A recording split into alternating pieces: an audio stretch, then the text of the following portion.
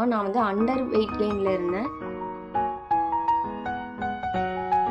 நான் பண்ணிட்டு இருந்த மிஸ்டேக் என்னன்னா, பாலில் டாக்டர் எனக்கு சஜஷன் பண்ணது. Hey guys, welcome back to our channel. எல்லாரும் சூப்பராக இருப்பீங்கன்னு நினைக்கிறேன்.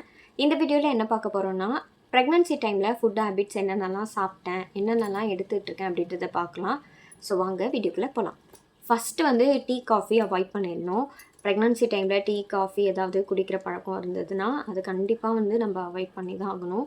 அதுக்கு பதிலாக பால் எடுத்துக்கலாம். அப்படி இல்லைனா மதர் ஹார்லிக்ஸ், இல்லைனா உங்களுக்கு ஹாஸ்பிட்டல்லே ஒரு ப்ரோட்டீன் பவுடர் கொடுப்பாங்க, அதை கூட நீங்கள் குடிக்கலாம். எனக்கு காஃபி பிடிக்கும், பட் இந்த ப்ரெக்னன்சி டைமில் நான் காஃபி அவாய்ட் பண்ணிட்டேன். அண்ட் டீ காஃபி குடிக்கிறது இல்லை.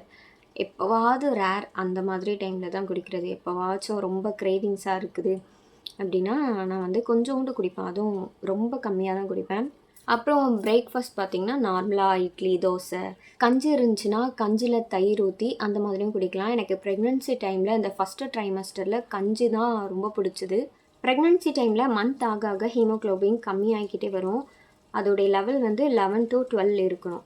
ஹீமோக்ளோபின் ஏற்றுறதுக்காக முருங்கைக்கீரை சூப், பீட்ரூட் ஜூஸ், அதுக்கப்புறம் வாரத்தில் 2 நாள் சுவர் ரொட்டி, இல்லை வாரத்தில் 1 நாள் சுவர் ரொட்டி, மாதுளம்பழம் ஜூஸ், பேரிச்சம்பழம், இதெல்லாம் சாப்பிடலாம். இன்னொன்று நான் பண்ணிகிட்டு இருந்த மிஸ்டேக் என்னென்னா, பாலில் டேட்ஸ் ஊற வச்சு சாப்பிட்டுட்டு இருந்தேன். அந்த மாதிரி சாப்பிடக்கூடாது. எனக்கு வந்து ஹெச்பி லெவல் கம்மியாக தான் இருந்தது. நம்ம பாலில் டேட்ஸ் எல்லாம் ஊற வச்சு சாப்பிட்றோமே, ஏன் வந்து பிளட் இன்க்ரீஸ் ஆகலை அப்படின்னு நான் டாக்டர்கிட்ட கன்சல்ட் பண்ணேன். அப்போ அவங்க நீ என்ன சாப்பிட்ற, எப்படி சாப்பிட்றேன்னு கேட்கும்போது நான் பாலில் இந்த மாதிரி டேட்ஸ் எல்லாம் ஊற வச்சு சாப்பிட்றேன்னு, அந்த மாதிரி சாப்பிடக்கூடாது. ஏன்னா பால் கால்சியம், டேட்ஸ் வந்து அயன், இது ரெண்டும் மிக்ஸ் பண்ணி சாப்பிடும்போது அந்த ப்ரோட்டீன் நமக்கு கிடைக்காது அப்படின்னு சொன்னாங்க. அவங்க சொன்னதெல்லாம் நான் வந்து அப்படியே அவாய்ட் பண்ண ஆரம்பித்தேன். இந்த மாதிரி சாப்பிட்றத ஸ்டாப் பண்ணேன்.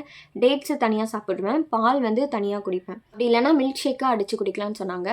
ஏதாவது ஒரு பனானா, செவ்வாழைப்பழம், அப்புறம் நட்ஸ் எல்லாம் போட்டு நைட்டே ஊற வச்சுட்டு அந்த தண்ணியும் சேர்த்து பாலில் மிக்ஸ் பண்ணி இதெல்லாம் ஒரு மில்க் ஷேக்காக குடித்தா கூட நல்லதுன்னு சொன்னாங்க. நான் அதுவும் ட்ரை பண்ணுறேன். டெய்லி ஈவினிங் டைமில் ஏதாவது ஒரு பயிர் எடுத்துக்கலாம். சுண்டலாக இருக்கட்டும், இல்லை பச்சை பயிராக இருக்கட்டும், வெள்ளைக்கடலை, பிளாக் கடலை, இந்த மாதிரி ஏதாவது எடுத்துக்கலாம். வேர்க்கடலை, பொரிக்கடலை.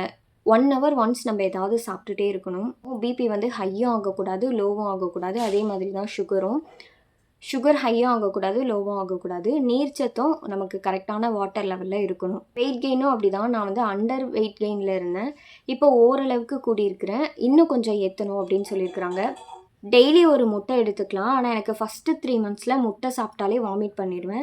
இப்போ வந்து கொஞ்சம் கொஞ்சமாக சேர்த்துக்க ஆரம்பிச்சிருக்கேன். பொடி மாஸாக இருக்கட்டும், அப்படி இல்லைனா ஆம்லேட் போட்டு சாப்பிட்றது, இந்த மாதிரி நான் முட்டை எடுத்துக்கிறேன். சத்து மாவு பால்வாடியில் கொடுப்பாங்க. அதை வந்து சுடு தண்ணியில் மிக்ஸ் பண்ணியோ அப்படி இல்லைனா பாலில் மிக்ஸ் பண்ணி கூட நம்ம குடிக்கலாம். அதிலே கொழுக்கட்டை செஞ்சும் சாப்பிடலாம். முடிஞ்ச வரைக்கும் ரா ஃப்ரூட்ஸாகவே சாப்பிடலாம். முடியாத பட்சத்தில் ஜூஸ் அடித்து குடிக்கலாம். மாதுளம்பழம்லாம் நான் வந்து ஜூஸாகவும் அடித்து குடிப்பேன். அதுக்கப்புறம் ராவாவும் சாப்பிடுவேன். ஆப்பிளும் அந்த மாதிரி தான்.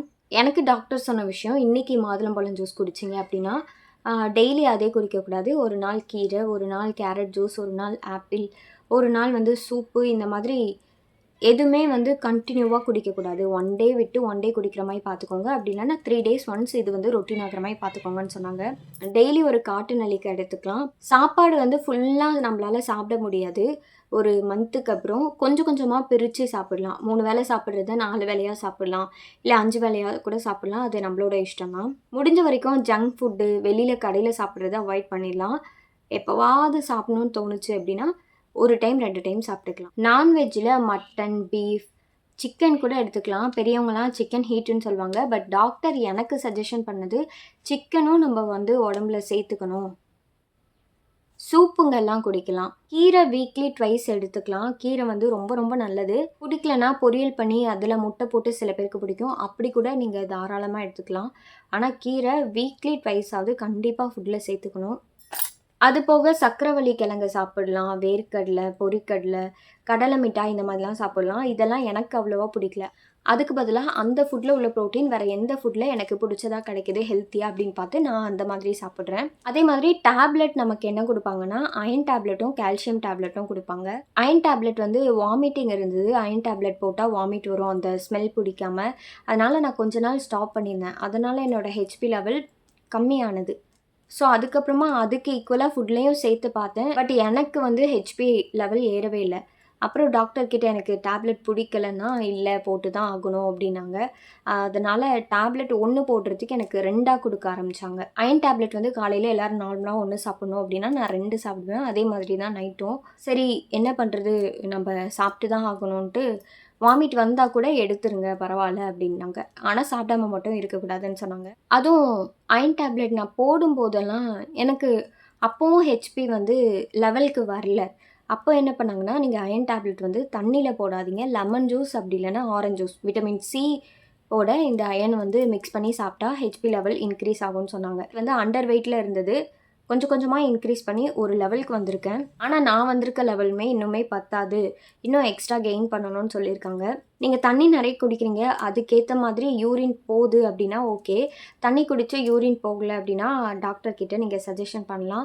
அப்படி இல்லன்னா சில பேருக்கு கால் வீக்கம் இருக்கும். தண்ணி குடிக்காம இருந்ததுன்னா கால் வீக்கம் வரும், பேக் பெயின் வரும். பேக் பெயின்றது இந்த டைம்ல நார்மல்.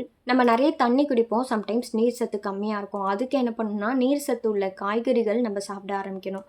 ஒரு மந்த்துக்கு அப்புறம் அதுவுமே வந்து நீர் சத்து அதிகமாகாதபடி டாக்டர் கிட்ட நம்ம கேட்டுக்கணும். நம்மளுடைய லெவல் எப்படி இருக்குது? வாட்டர் லெவல் ஓகேவா? இல்ல இதுக்கப்புறம் நம்ம இன்க்ரீஸ் பண்ணணுமா?